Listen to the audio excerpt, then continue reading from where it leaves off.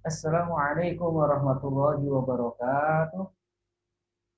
Biridaillahi ta'ala al-Fatihah. A'udzu billahi minasyaitonir rajim. Bismillahirrahmanirrahim.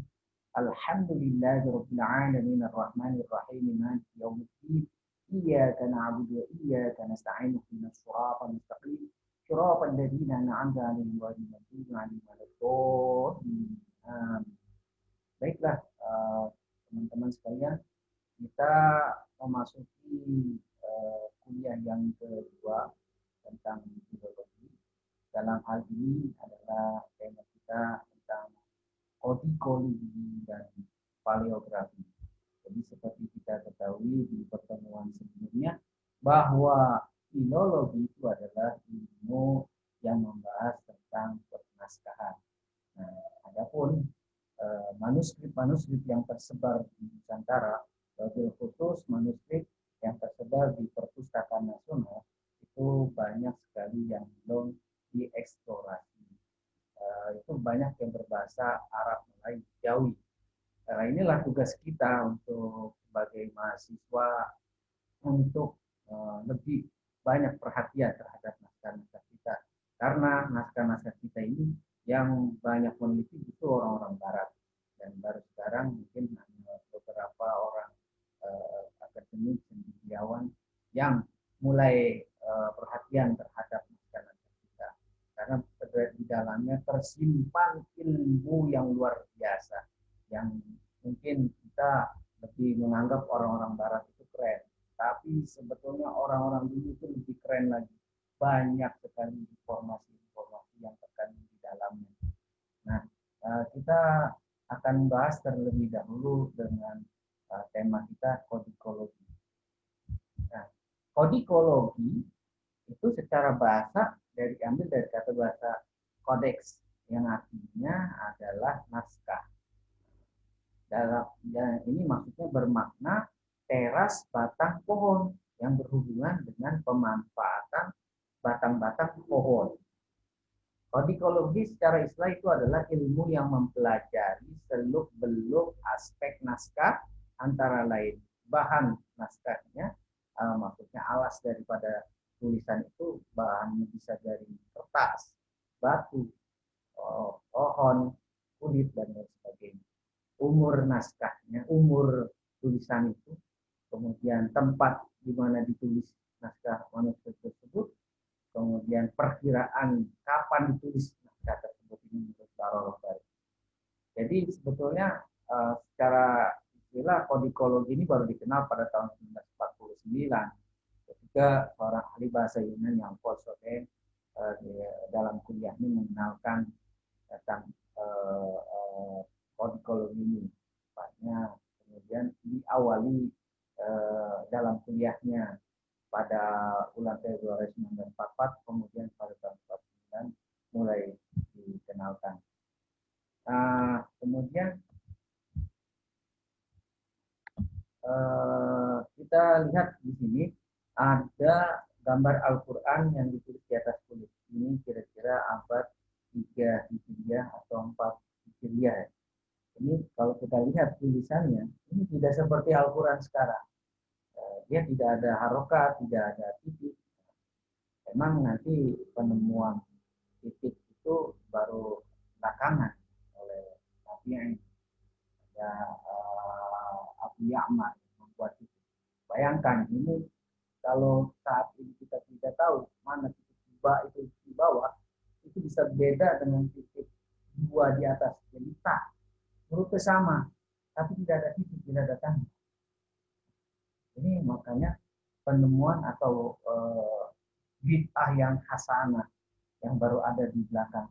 Jadi zaman Nabi itu belum ada tulisan bertitik bahkan berharokat. Harokat nanti baru ditemukan oleh Abdul Aswad Ad-Duali dan titik oleh Abu Ya'mar. Nah ini pengembangan, kalau belajar filologi itu jadi tahu kita sesungguhnya tulisan Al-Quran sekarang ini berbeda dengan dulu, tapi isinya tetap sama, cuman tulisannya itu terbantukan oleh istihad dari para ulama, oleh khusus tadi Abdul Aswad Ad-Duali soal harokat dan titik dari Abu Ya'mar. Nah, jadi tadi al-Quran yang dari bahan kulit. Ya, ada juga dari tulisan-tulisan kuno itu dari papirus. Nah, papirus ini Mesir ya. Kalau kita lihat itu eh, apa namanya seperti kulit jagung kering papirus itu. Eh, jadi asal kata bahasa Inggris paper itu awal dari papyrus. Ini yang mula-mula mengenalkan adalah bangsa Mesir ya, papyrus. Ada juga kertas marble. Kertas marble ini biasanya ada berlurik-lurik seperti gambar itu, bisa biasanya juga digunakan untuk cover cover depan halaman. Kemudian ada kertas lokal namanya duluan yang dibuat dari batang pohon, dari batang pohon. Jadi gambarnya seperti ini yang kita ada. Ini judulnya Serat Yusuf. Ini naskah tentang Serat Yusuf berbahasa Madura, asalnya dari disimpan di Museum Sono Budoyo di Jakarta. Nah, ini bahan dasar dari duluan tersebut ya diantaranya adalah seperti ini, pohon pohon beluang. Pohon beluang ini eh, terdiri dari bisa jadi pohon waru, pohon sukun, pohon mulberry, batang yang diambil. Jadi beluang ini diambil dari pohon-pohon tersebut. Nah, kalau kita lihat proses pembuatannya seperti gambar ini dikutip oleh saya itu dari Gabut Spot. Ada bapak-bapak yang pertama di sebelah kiri atas itu menguliti dulu bahannya, kemudian direndam digeprek, digeprek kayak geprek, itu sampai pipih. Ya, di bagian bawah dilihat seperti sudah terurai seperti bahan, lalu dijemur. Nah, itu jadilah beruang. Ini bahan dasar dari kertas lokal. Jadi sebetulnya Indonesia sangat kaya sekali dengan kertas lokal. Sebelum nanti datang masa kolonial, ada kertas-kertas yang diimpor. Kemudian ada lagi ini bahan lokal juga terdiri dari nipa atau lontar.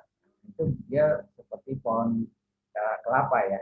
Jadi dia pohon kelapa itu kan lebih kecil tapi memanjang. Seperti di dalam gambar ini ada tulisannya, ada gambarnya juga. Nah ini daun lontar. Daun lontar sekarang banyak juga abang-abang yang menjajakan buah lontar ya. Ini daunnya yang diambil. Jadi sejenis pohon palem. Kelapa, lontar, ini jenisnya seperti ini. Jadi yang diambil adalah daunnya. Ini nipa juga sama, masih satu rumpun jenis pohon palem. Tapi nipa ini biasanya ada di sepanjang sungai. Ini khususnya di Batanghari kalau lihat gambar ini, yang seperti pohon bakau dia liar, ini tidak ditanam. Jadi dimanfaatkan itu untuk membuat bahan tulisan alat tulisan. Nah, kemudian pustaha. Pustaha ini ada dari Medan. Dia seperti kertas nanti diambil dari batang pohon juga, kemudian cuman dia dibuat seperti menyambung ya, antar kalau kita buka itu lebar gitu, panjang. Nah, ini seperti dalam gambar. Nah ini pohon pustaha ya, dia diambil dari pohon alim. Batangnya yang diambil. Karena itu kalau udah tua bisa juga seperti itu besar. Ya ini mirip seperti dari pohon apa namanya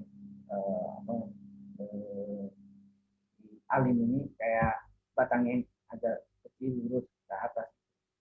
Ini memang pemanfaatan lokal karena memang Indonesia sangat kaya sekali. Dan ada juga bambu. Nah, bambu mungkin kita kenal seperti ini gambar kayak seruling bambu. Padahal ini adalah ada tulisan, ada lukisan yang dibuat oleh orang-orang terdahulu. Dan di sini cara membuatnya dia dicicil kayak seperti ada alat pisau kecil gitu ya. Kemudian setelah ditulis atau digambar, diukir, itu diasapi. Jadi supaya muncul tulisan itu berwarna hitam. Baru nanti di proses pengecatan. Kemudian ada bahan juga dari naskah itu dari bekas impor. Gimana itu karena datang Eropa, maka mereka membawa juga produk-produk mereka. Belanda, Inggris, Italia ini juga banyak menghasilkan kertas. Ciri dari kertas Eropa itu diantaranya satu memiliki cap air watermark, ada tanda di dalam kertas, cap tandingan akan termak. Nanti di bawah akan saya jelaskan. Kemudian memiliki garis tebal antara 8 sampai 12 garis posisi horizontal. Itu kemudian memiliki garis tipis berjarak 2,5 cm dengan posisi vertikal.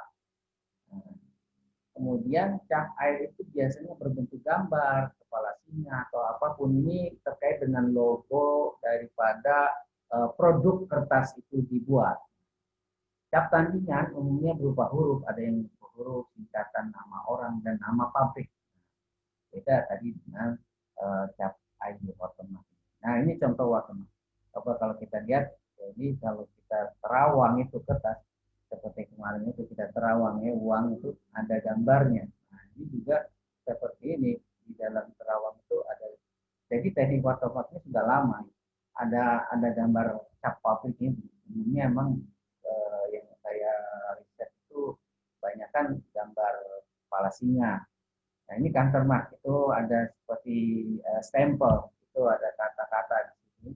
Nah, ini ada kata-kata itu terkait dengan pabrik, nama pabrik. Lead paper Eropa dan Arab sama ini. Jadi yang kertas impor ini tadi cirinya tadi ada garis 8 sampai 12 garis posisi horizontal, gitu ya. Segmen itu kita lihat itu ada 8 sampai 12 garis. Nah, kemudian secara vertikal 2,5 cm dengan posisi vertikal. Nah, ini bisa tahu berapa sentinya ya, memang dalam penelitian naskah itu kita harus bawa penggaris juga. Jadi itu bisa dipastikan kalau kertasnya berbeda, berarti dia ada kemungkinan menggunakan kertas yang berbeda. Dan disinilah nanti dalam penelitian ada kelihatan mana kertas yang sambungan, mana kertas yang bukan. Jadi ada istilahnya itu tambahan dari kertas itu. Berikutnya kolofon. Kolofon itu diambil dari kata nama sebuah kota Ionia. Nah, kota ini mempunyai pejuang yang disebut Koloponia. Ketika dia berperang, kemudian dia menang, akhirnya dia senang hati, dia menang pulang dengan bergembira.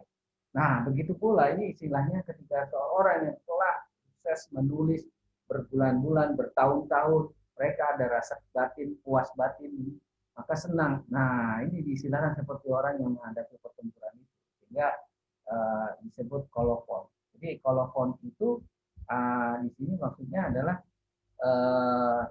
bagian terakhir ketika seorang penulis itu ada membuat sebuah karangan, kemudian dituliskan di bagian akhirnya identitas tulisan, bisa jadi judul, informasi nama, informasi tahun, informasi terkait penulisan di mana. Nah, itu biasanya ada di kolofon.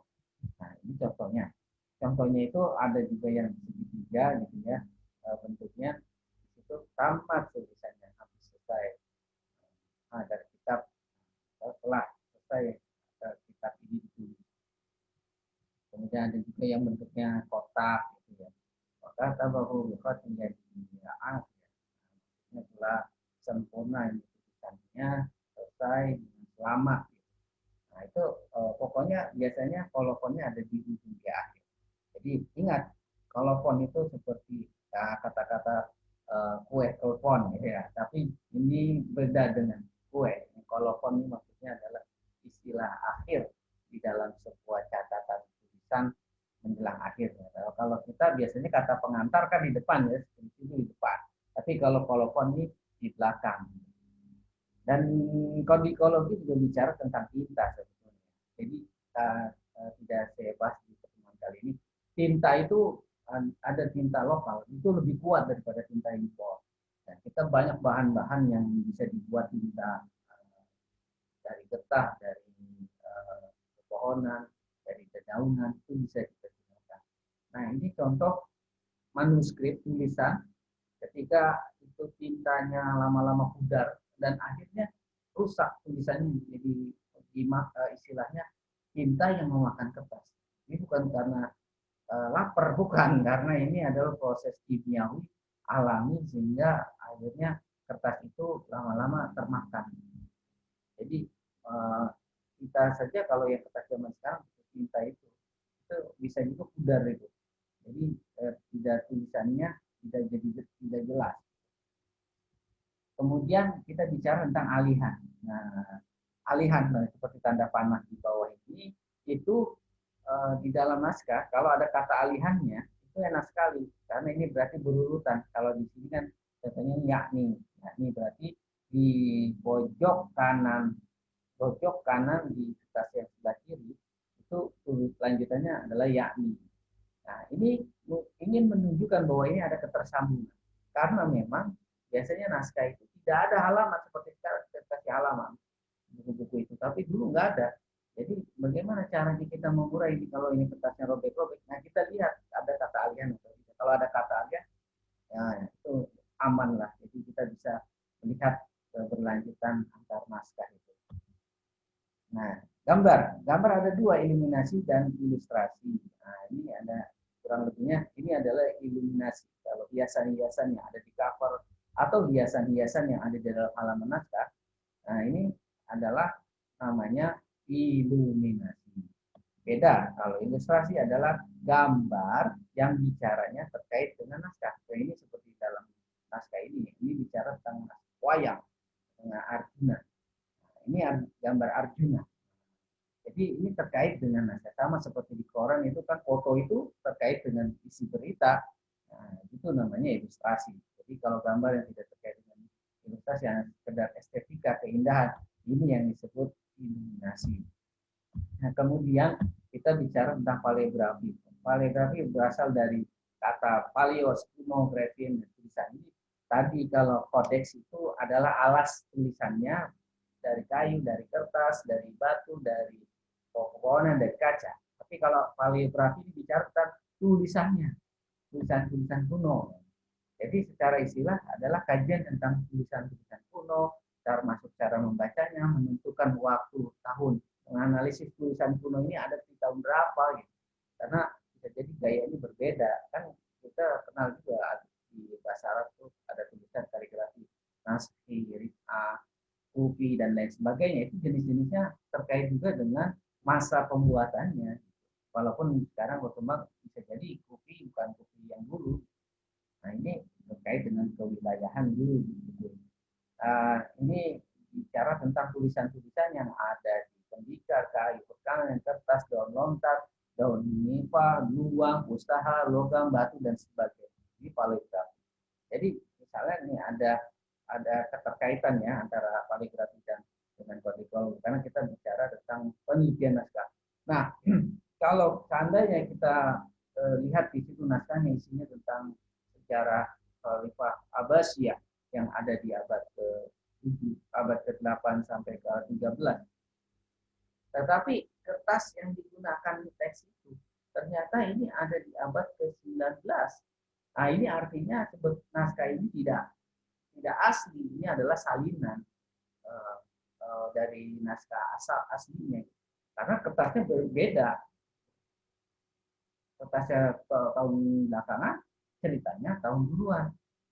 Kan kalau kertas Eropa itu ya sejak masa abad ke-17 ke sini ya baru dikenal kertas Eropa itu. Nah, ini juga contoh tulisan yang ada di batu nisan. Terkhusus di sini adalah teks-teks yang ada di batu nisannya Syekh Mahmud dari Hadramaut. Di situ ada informasi wafat pada tahun Dalmim. Nah, Dalmim ini setelah diteliti ini adalah tahun 44 Hijriah maksudnya. Ini Syekh Mahmud adalah makam di Tapan Tinggi Barus. Ini yang menandakan bahwa Islam sudah ada sejak pertama Hijriah. Ini umurnya seumur dengan Nabi, maksudnya sejaman dengan Nabi. Nah, jadi inilah yang membuktikan bukan makam Fatimah binti Maimun, sama juga di sebelahnya itu adalah makam Syekh Rukunuddin tahun Hamim, ini lebih muda lagi, meninggal yang 48 Hijriah. Nah, ini membuktikan bahwa sejarah Islam di Nusantara itu sudah lama. Sementara itu kita tahunya makam Fatimah binti Maimun yang ada di abad ke-11 ya. Ini teori-teori Belanda yang kita harus bantah lagi dengan adanya penemuan ini, dan memang baru dikenal sebagai titik tol peradaban Islam di Nusantara karena memang perdagangan waktu itu. Nah, berikutnya ini juga ada contoh tulisan Hizazi. Nah, jadi di perpustakaan di Birmingham dia menyimpan manuskrip Al-Quran yang telah diteliti secara karbon itu, dia ada kira-kira tahun 568 sampai 645.